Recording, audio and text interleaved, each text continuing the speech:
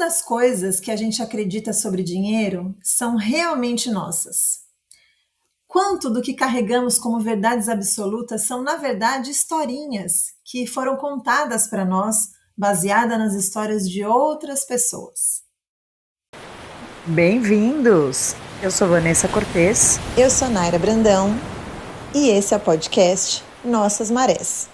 Vida, consciência e dinheiro. Oi, gente! Tudo bem com vocês?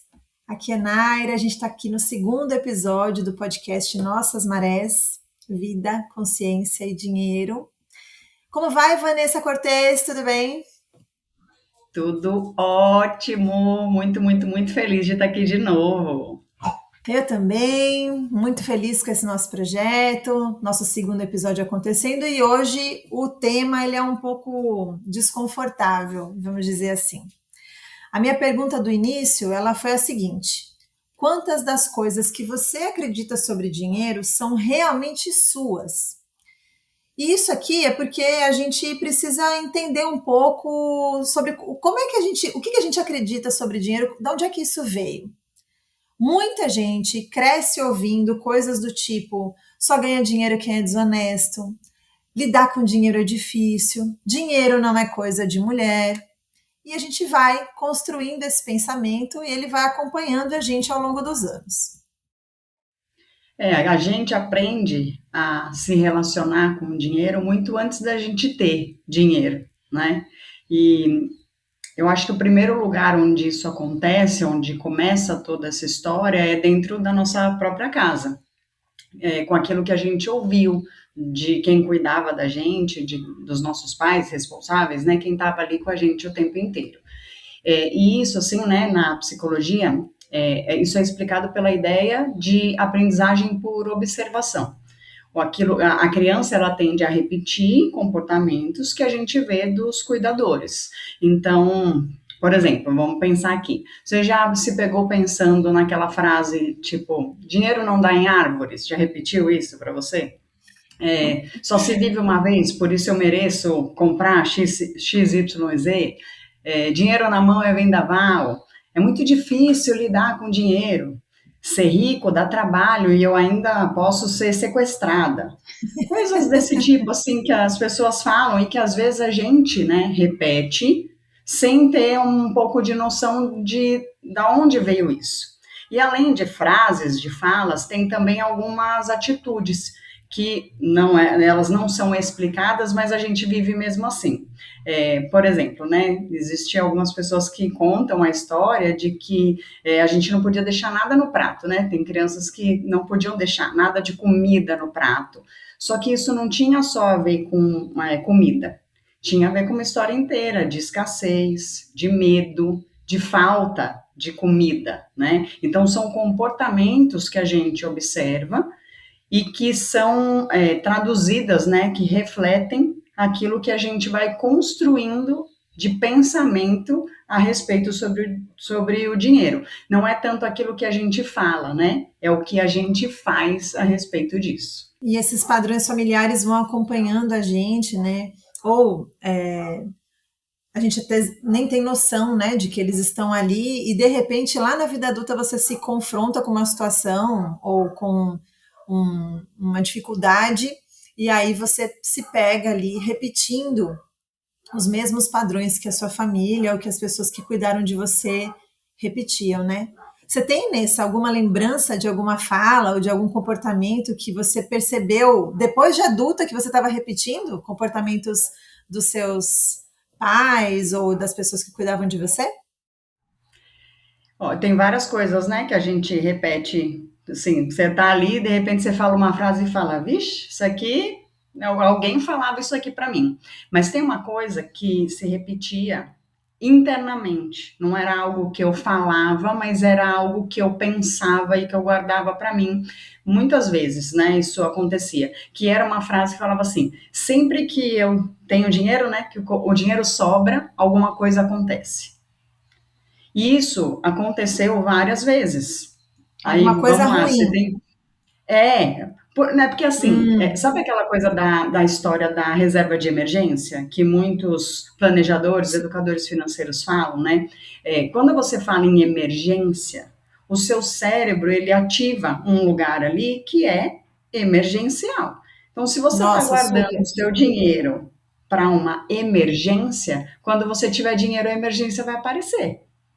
E isso Uhum. aconteceu muitas vezes comigo. Até o dia que eu aprendi, inclusive, em relação à questão da reserva de emergência, eu aprendi a chamar essa reserva de emergência de reserva da paz.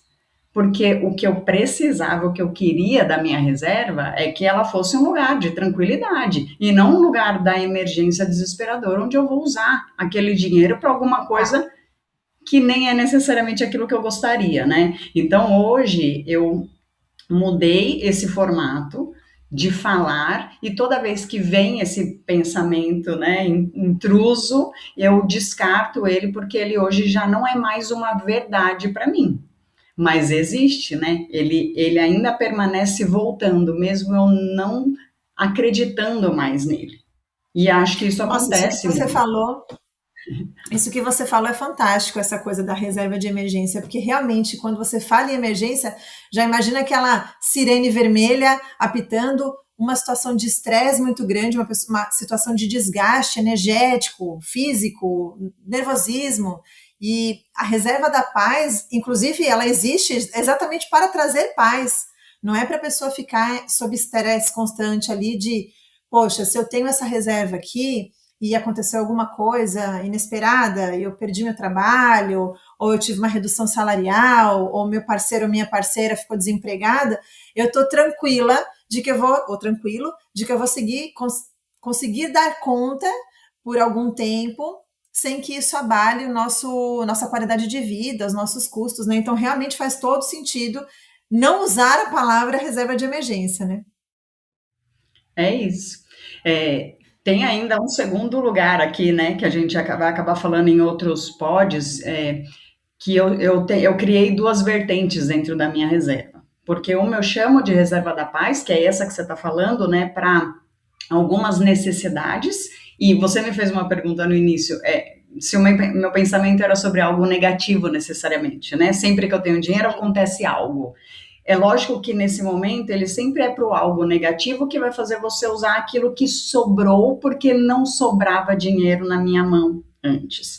Mas neste lugar aqui também teve um outro aprendizado. A reserva, ela é da paz para um lugar de tranquilidade, que é o que você está falando aqui sobre ficar sem dinheiro, querer fazer uma transição de carreira, né, e tal. E tem uma outra que eu acabei criando também, que é uma segunda, que é a reserva de oportunidade, porque ela me dá uma sensação gostosa de que eu estou preparada e pronta para qualquer coisa que acontecer, que é essa coisa do lado bom. Qualquer coisa que eu quiser que aconteça do lado bom, eu estou preparada para a oportunidade que surgir. Então, eu acabei criando essas duas vertentes para mim, né? Converso sobre isso também com os clientes, claro, na hora das consultorias, porque para algumas pessoas isso faz sentido, para outras não faz, mas é essa construção que a gente vai fazendo, tomando esse cuidado daquilo que você vive, daquilo que você pensa, com aquilo que você começa a transformar dentro da sua vida, né? Agora me conta de você. Fala um pouco aí também, né, para não ficar só aqui na Cara, minha pessoa. eu vou fazer um exposed aqui familiar. Eu espero que eu não leve bronca depois. Mas assim, eu vi isso dentro da minha família, da minha casa, e foi bem difícil eu me dissociar desse pensamento. Eu acho que ele me acompanhou durante muito tempo mesmo, e foi difícil de eu me dissociar, sabe, disso. Eu ouvia uma frase para diversas coisas, tá? Mas também relacionada a dinheiro, que é, para quem é, tá bom. Ou seja, qualquer coisa que vier para mim, qualquer dinheiro, qualquer oportunidade, qualquer trabalho, para quem é, tá bom.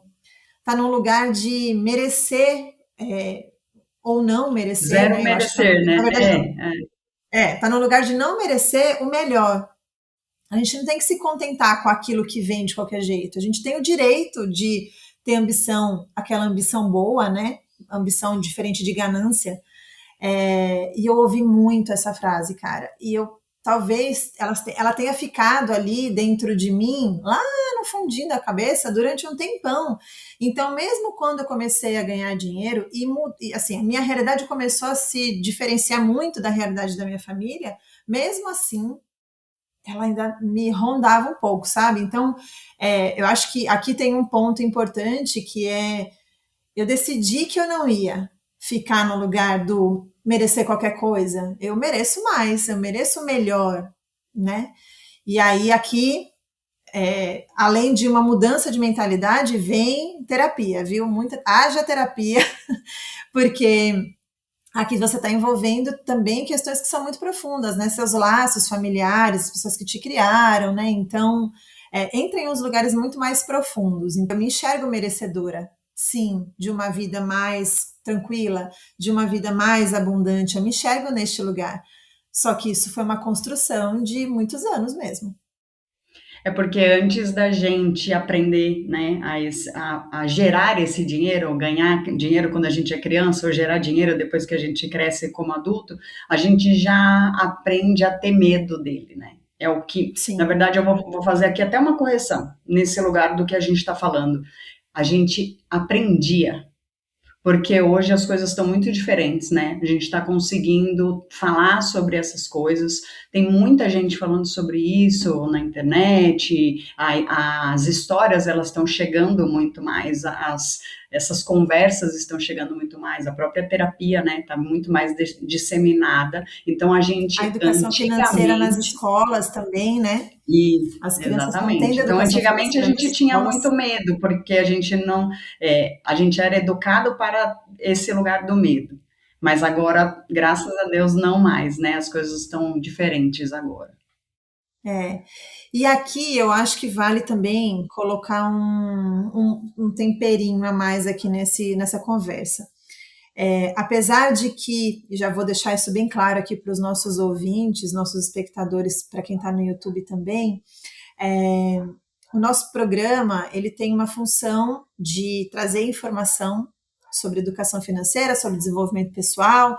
A gente cruza aqui alguns assuntos que envolvem o universo feminino, com base, né, na educação financeira, mas a gente não vai aqui ficar levantando nenhuma bandeira, entrando em questões ideológicas, militância e tudo mais. Acho que não que a gente não tenha as nossas próprias crenças em relação a isso, mas eu acho que elas não cabem aqui, tá? Porém, eu preciso dizer uma coisa. Eu acho que neste aspecto de, inclusive esse que eu falei da minha própria família, né, de questão de merecimento, também está o lugar de sermos mulheres. E as mulheres, elas foram tolhidas durante muito tempo de sequer falar sobre dinheiro, né? E aí eu acho que é importante que a gente coloque também esse viés, né, na nossa discussão, porque ele permeia toda uma história, que é o que você está falando agora, né?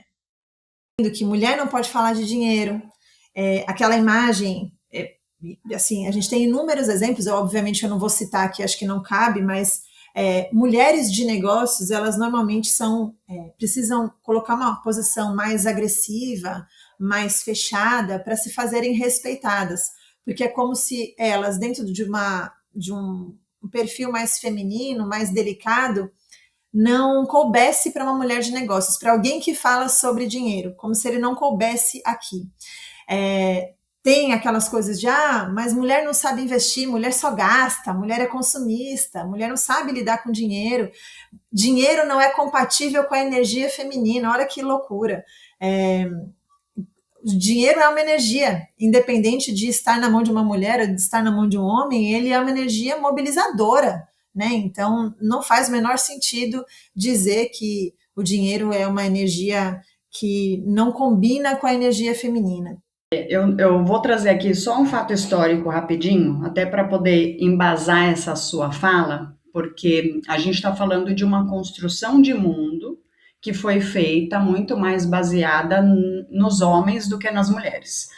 Aqui no Brasil, não sei se vocês sabem, mas foi só em 1962 que as mulheres puderam ter o direito de ter seu próprio CPF.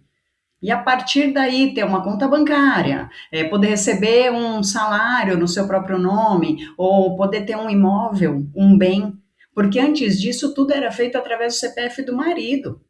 A gente está falando de 1962. A minha mãe nasceu mais ou menos naquela época. Ou seja, é um negócio que é muito pequeno. A gente tem um tempo muito curto, de 60 anos, aí 70 anos que seja, de um momento em que a gente aprendeu a fazer tudo isso. Porque antes isso não fazia parte da nossa vida. Então aqui tem esse lugar que a gente está falando, que não é militância, mas é um lugar mesmo histórico de entendimento das histórias, de entendimento do porquê que para a gente parece mais difícil, parece mais complicado, porque a gente não foi ensinada, a gente não era ensinada, e é aquilo que a gente falou agora há pouco. Graças a Deus, agora a gente tem isso tudo muito aqui. Isso tudo, inclusive, está sendo levado nas escolas, né? As crianças, desde pequenas, estão começando a receber informações a respeito disso. Então, que a gente deixa aqui bem claro, que não é que você não é boa com o dinheiro. Lembra que a gente falou no episódio passado, né, do dinheiro não é para mim? Eu contei um pouco sobre a minha história de não é que eu não sou boa com dinheiro, é que ninguém nunca ensinou a gente sobre ele. E nós mesmas estamos fazendo esse trabalho agora de nos educar. Tem muitas mulheres, ainda bem, né, fazem podcasts maravilhosos, que trazem informações nas redes sociais, YouTube, Instagram, maravilhosos, inclusive, sobre todo esse universo que a gente não tinha acesso. Então, se a gente não tinha acesso há 60 anos atrás, está tudo bem agora, né? Está tudo bem o que está acontecendo. Mas é isso. O que a gente pode fazer com isso tudo a partir de agora, né? Com todas essas informações, ao invés da gente ficar se culpando, porque aqui também tem um outro lugar, né? Que é a gente tem muita culpa, às vezes, de ganhar mais dinheiro do que o nosso companheiro. A gente tem medo de ser julgada pelo valor que eu estou cobrando o meu trabalho. Eu não consigo cobrar um valor honesto porque eu acho que as pessoas não vão pagar, ou porque eu até, por uma leve pressãozinha, faz com que eu me diminua, que é o que você trouxe agora há pouco, sobre esse alto valor, né, que a gente não se dá. Então eu me diminuo e eu não consigo cobrar aquilo que seria o justo pelo meu conhecimento, pelo meu tempo de trabalho, né, e a gente tem muita dificuldade. E é para isso, inclusive, que a gente está aqui junto, para abrir essas conversas sobre tudo isso, né, porque a grande maioria das mulheres não tem um problema com o dinheiro em si. Elas têm um problema com essa autorização em ter o dinheiro. Perfeito, perfeito. É isso mesmo. E é assim, né? Você falou sobre ganhar mais do que o companheiro, ou cobrar, né? Você prestou um serviço, todo serviço é pago. Tá tudo bem você cobrar. Na verdade, eu acho que nem tinha que cobrar, porque quem tá se propondo a receber o seu serviço tem que estar disposto a pagar e pagar aquilo que ele vale, de fato, né? Sem ficar pedindo desconto, sem ficar chorando. Isso acontece com muita frequência. E tem uma coisa também que eu acho que aqui cabe para as pessoas que vieram ou de classes mais populares, né, da classe trabalhadora, ou de uma realidade social que ela teve uma ascensão por conta do trabalho e daquilo que financeiramente o trabalho gerou, que é assim, você ascender, prosperar, pode te afastar de quem estava naquela realidade. E isso também causa medo nas pessoas. E eu estou falando isso de um lugar meu também. Porque as pessoas questionam, né? Eu tenho uma amiga, grande amiga querida, não vou mencionar o nome dela aqui porque acho que não cabe, né? Mas ela vive isso. Ela tem uma família maravilhosa, mas essa família não respeita esse momento de ascensão que ela está vivendo dentro do núcleo familiar dela, né? Ela, o esposo, os filhos, eles estão conquistando coisas, bens materiais, realizações, e a família se incomoda claramente com essa diferenciação que eles estão vivendo. Só que não é justamente o contrário, não deveria ser, né? Então a família não deveria estar ali torcendo, honrando aquilo que eles estão se esforçando tanto para conquistar, mas aí é uma questão muito mais profunda, que não cabe a gente colocar aqui, né? Cabe a gente colocar aquilo que nós fazemos com essas realidades que a gente enfrenta.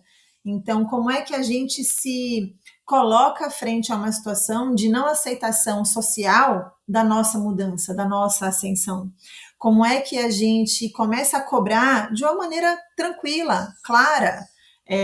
Eu realizei este trabalho, eu te entreguei este produto ou este serviço, eu entreguei este resultado, essa experiência, e ela custa X.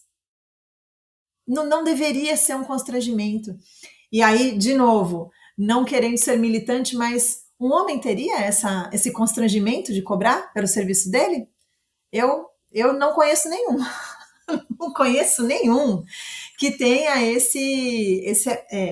essa dificuldade de colocar preço no próprio trabalho. E aí, aqui, eu também entendo o seguinte, que se a gente aprendeu a fazer as coisas de uma forma, se a gente aprendeu a falar de uma forma, se a gente aprendeu a se comportar de uma forma, isso pode ser desaprendido e revisto, né? A gente pode aprender uma outra coisa no lugar se a gente está vendo que aquilo não cabe mais para a gente. Nós temos uma ferramenta maravilhosa dentro do nosso cérebro, na nossa mente, que é a neuroplasticidade. Ela nos permite, sim, criar novos hábitos, testar novos comportamentos e ir moldando a nossa mente para que aquilo vire, então, o nosso padrão. Quando a gente é criança, ela é muito mais maleável, mas, assim, isso não impede a gente de, ao longo da vida, ir mudando, e revendo, e se reformando. Eu acho que essa palavra reforma é uma palavra ótima também para colocar aqui. Ou seja, tudo o que a gente aprendeu sobre a forma como a gente se relaciona com o dinheiro, a forma como a gente se coloca frente a ele, a forma como a gente recebe ele, com gratidão, com honra, mas eu mereci isso aqui, isso pode ser reconstruído. E aí, como é que a gente pode pensar, né, rever o que é que aonde a gente precisa mudar? Observar nossos comportamentos diante das decisões, por exemplo. Diante de uma decisão de consumo, eu preciso trocar meu carro. Meu carro vale quanto? Eu tenho quanto de reserva? Quais foram os nomes? Reserva de oportunidade, né, Nessa, que você falou? Isso. De repente pode ser um outro nome, sei lá, reserva dos sonhos. E aí você tem X para somar ao valor do seu carro atual para você poder adquirir um carro novo. O quanto a sua decisão de consumo é pensada antes de você realizar o ato do consumo. E aí estou falando de uma coisa grande como um carro, mas pode ser uma blusinha numa passadinha no shopping. Pode ser um sorvete, uma casquinha, na hora que você está passando com seu filho perto de um quiosque de sorvete. Então, é como a gente enxerga as pequenas decisões e as grandes decisões com dinheiro. Outra coisa que eu acho também que é bem, bem emblemático, e também foi um padrão que eu vi muito na minha família, na minha casa, é essa ideia de que só ganha dinheiro quem é desonesto. Só ganha dinheiro quem explora os seus colaboradores ali, não paga um salário justo, não dá boas condições. Nós sabemos, né? A gente vive num país em que, apesar de leis trabalhistas muito bem estruturadas, a gente vê situações absurdas. Muitos de nós já passaram por situações muito absurdas, de condições de trabalho ou condições salariais, o salário não era equiparado à função, ou a pessoa fazia duas funções, ou merecia uma promoção porque estava ali entregando resultados, mas aí vem alguém indicado pelo chefe, pelo amigo e tal, e ocupa este lugar que você receberia na promoção, enfim, mas será que todo mundo que ganha dinheiro é desonesto?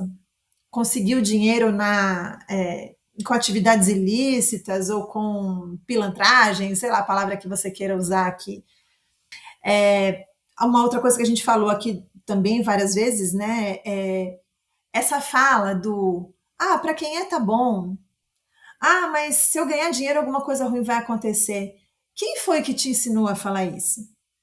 E aí aqui a gente desculpa totalmente, né, Nessa? Acho que é importante a gente mencionar isso, a gente desculpa totalmente nossos pais, nossos cuidadores, as pessoas que foram as nossas referências na infância, porque muitos deles não tiveram acesso a livros ou a outras formas de instrução como as que nós temos hoje. Então, eles cresceram, foram ali repetindo padrões, e nós somos uma geração, aqui eu sou millennial, tá, gente? Esclarecendo aqui um fato importante. Nós, millennials, com o avanço da tecnologia e com o acesso a uma informação ilimitada, a gente foi para outros lugares, outras formas de pensar que os nossos pais, nossos tios, nossos avós não conseguiram atingir, né? Mas, ok, a gente já sabendo disso, o que era deles e o que é nosso de fato? E se dissociando dessas ideias com muito respeito também ao que eles viveram, ao que eles foram para nós, né? E aí, como eu falei sobre tecnologia agora aqui, acho que um outro ponto também super importante é beber de outras fontes, né? Nossa família, nossa estrutura primeira, né? Nossa base para tudo, mas a gente tem livros, nós temos cursos, nós temos mentorias, nós temos podcasts, nós temos cursos presenciais, cursos online, fontes de informação inúmeras para que a gente possa se reformar nossos pensamentos, nossas ações em relação ao dinheiro, para transformar essa realidade naquilo que a gente realmente quer. Eu queria falar um negócio aqui, que você está falando, e eu estou aqui pensando, né? Na verdade, quando a gente vai para as terapias, a gente vai aprofundando essas conversas, às vezes sem perceber, né? Sobre essas crenças, sobre essa maneira da gente lidar com as coisas. E aqui tem sempre aquele lugar do estar presente, né? Quando eu estou presente no meu momento, então eu estou aqui nessa conversa, ou eu estou lá no shopping, passeando no shopping, e aí eu simplesmente vejo um negócio, eu quero comprar, e eu entro e compro e foi embora e tchau. Quando você está presente, você está olhando para aquilo, que é o que você estava falando sobre analisar, né? Poxa, será que eu preciso disso aqui? Ou eu só estou querendo? Ou é só porque eu vi o nome promoção? Ou quando você começa a analisar esses lugares, isso vai fazendo com que você se questione. E esse questionamento vai te levar para aquilo que é uma verdade para você. O que é verdade para você pode ser diferente do que é verdade para mim. O que é, sei lá, seu desejo, o seu sonho pode ser diferente do que é o meu desejo e o meu sonho. Tá tudo bem. A questão é que você faça aquilo que você gosta, aquilo que você quer. Então, vamos lá, você deu o exemplo de fazer a sua reserva, que não seria de oportunidade, seria uma reserva para os sonhos.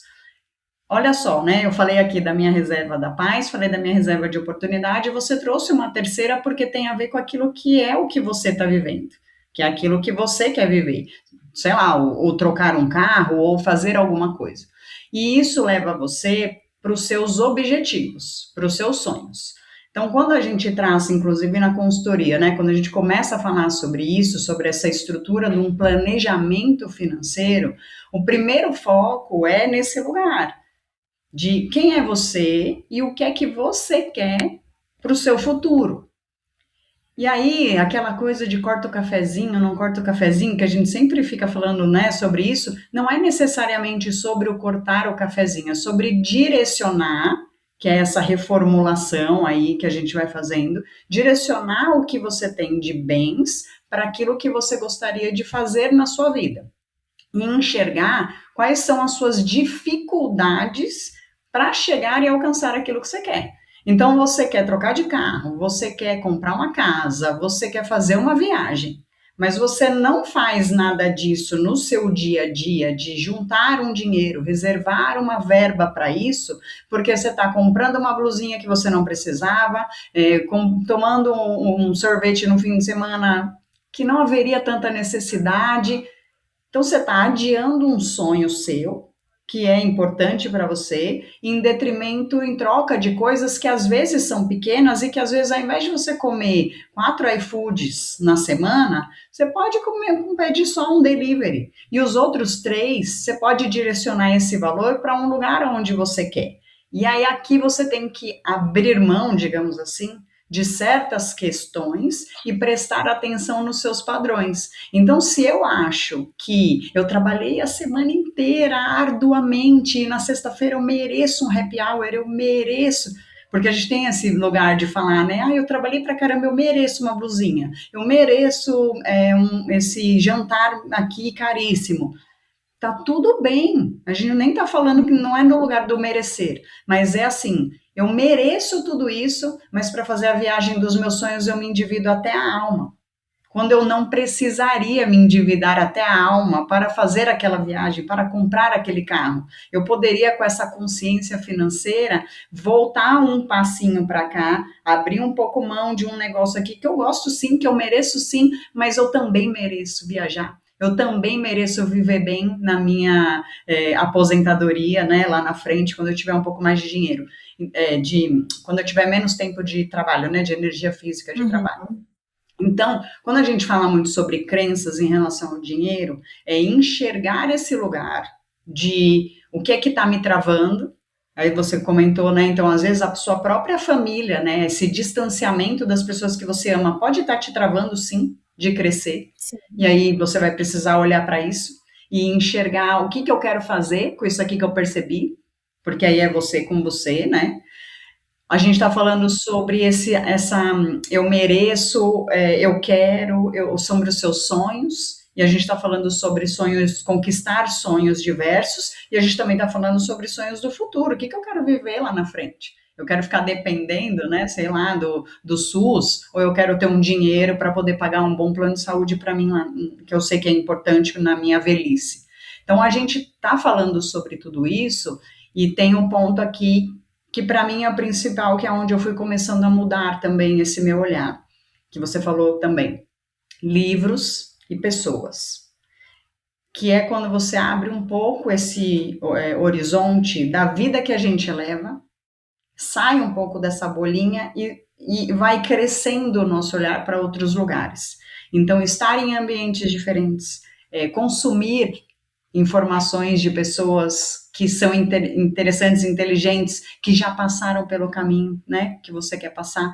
Então, como você vai fazer para modificar aquilo que você sabe que você tem hoje, que você quer melhorar, através dos seus amigos ou através de novos amigos, né, através de pessoas novas que você siga, que você leia livros, né, para que você modifique essa estrutura de crenças que você herdou, para que elas sejam diferentes daqui para frente e você consiga alcançar aquilo que você deseja.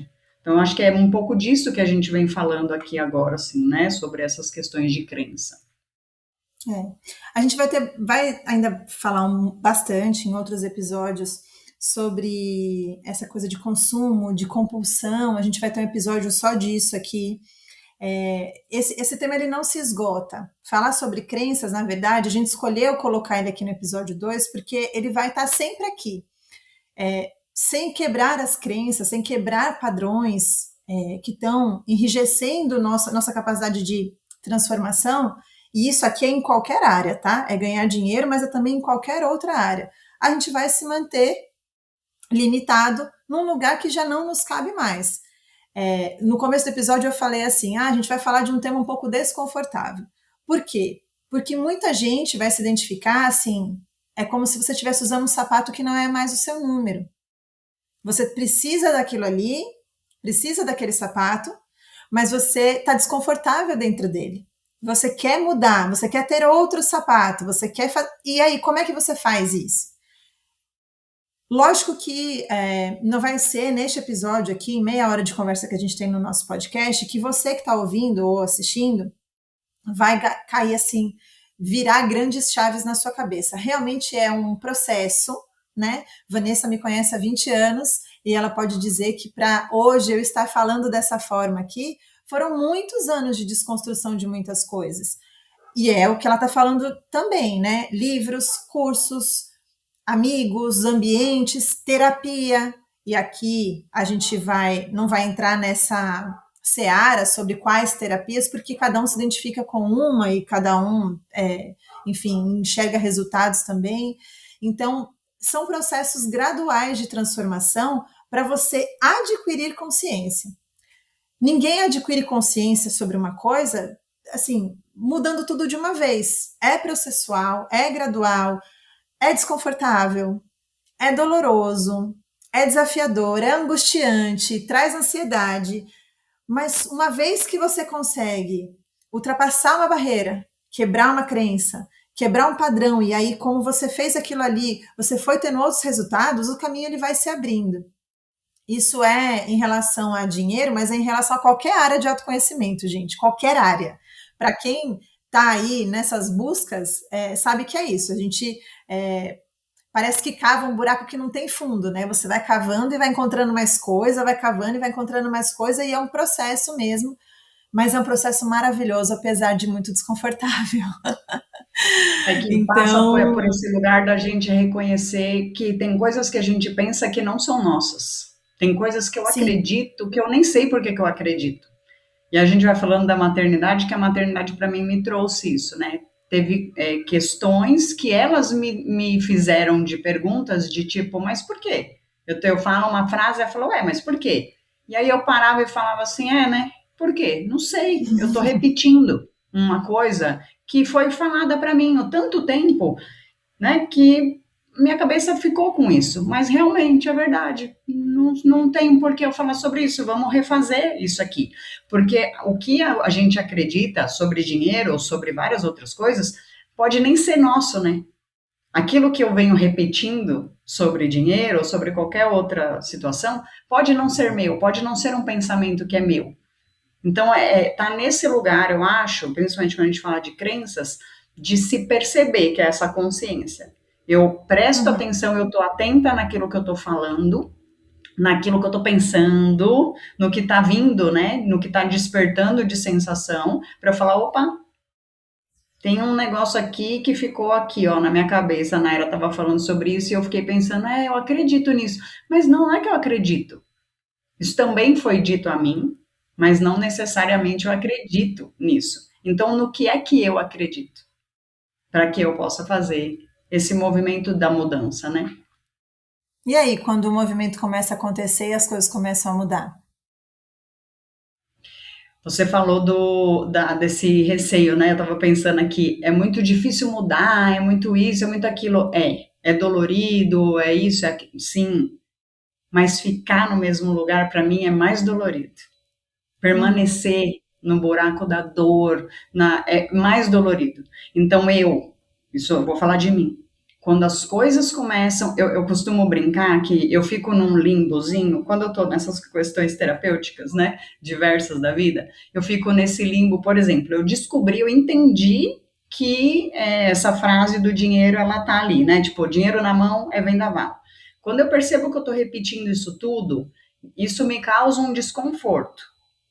Até que eu consiga colocar algo novo no lugar, eu fico desconfortável, mas eu não paro de tentar. Isso sou eu, a Vanessa aqui. Até eu conseguir achar uma coisa que funcione para mim. Eu já entendi. Dinheiro na mão não é vendaval, muito pelo contrário. Dinheiro na minha mão, bem investido, meu Deus do céu, eu consigo fazer o que eu quiser. Pronto. Eu já dei aqui um lugar novo para uma frase que eu não acreditava nela e agora eu acredito nisso aqui. Só que agora isso também se torna desconfortável até certo ponto, porque agora eu tenho que entender se o dinheiro para mim bem investido vai ser maravilhas, o que é bem investido? Como é que eu vou saber aonde eu vou investir, como eu vou investir, quanto eu vou investir? Então isso me dá um trabalho. Só que é um trabalho muito mais Uhum. gostoso do que ficar onde eu estava antes. Com Entende? Então, certeza, assim, sem dúvida não para nenhuma. de ser difícil, vamos dizer assim, mas eu prefiro o difícil que me leva para frente, que me leva para cima, entendeu? Escolha o seu difícil.